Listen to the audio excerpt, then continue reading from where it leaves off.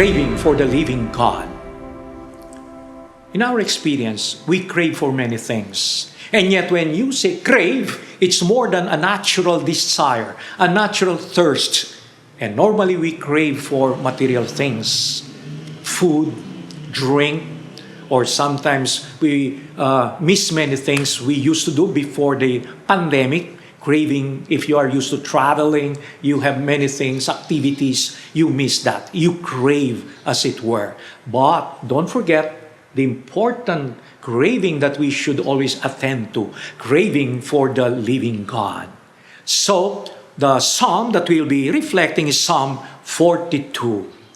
My soul thirsts for the living God. As the deer yearns for the running streams, so my soul is thirsting for the living God. When shall I see the face of God? Lord, give me your light and your fidelity to accompany me to your holy mountain. So, my dear friends, what do we crave for in our life? As I said, it's important that we crave for the living God. Why do we have this natural craving, if we are honest? St. Augustine tells us, our hearts are made for the Lord. They will be restless until they rest in God.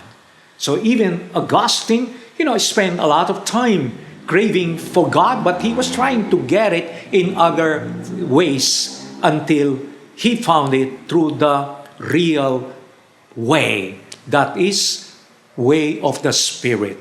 So when we say Spirit, live by the Spirit and not live by the flesh, we mean, this St. Paul's teaching, we always focus God as the center of our life. Whereas to live by the flesh is to remove God at the center of your life. And then in your craving, you will not really attain what you crave for. Your craving will turn into nothing. So let's try to give a concrete example.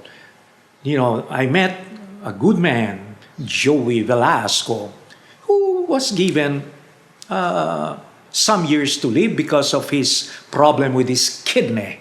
So he said, why should I go into despair? Of course, he had to struggle. And so he tried to develop his talent to paint. And he's famous for that beautiful Last Supper, where the apostles are street children. And there's a subtitle. It's not just Last Supper. It says they also have Jesus. And you know what? He did not leave the street children by themselves after the painting. He was challenged because he saw Jesus. He saw God in these street children. So he tried to do something. Through his painting, he tried to encourage them, motivate them to study. And they were able to study, a lot of them. And before he died, he was able to give them a decent home.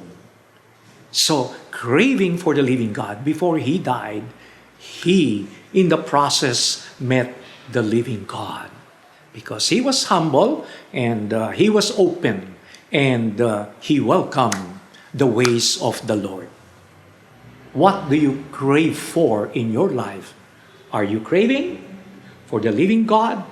Please crave for the living God, that you may be happy, that your life may find its ultimate meaning, that you may come and experience life in its fullness. Happy craving!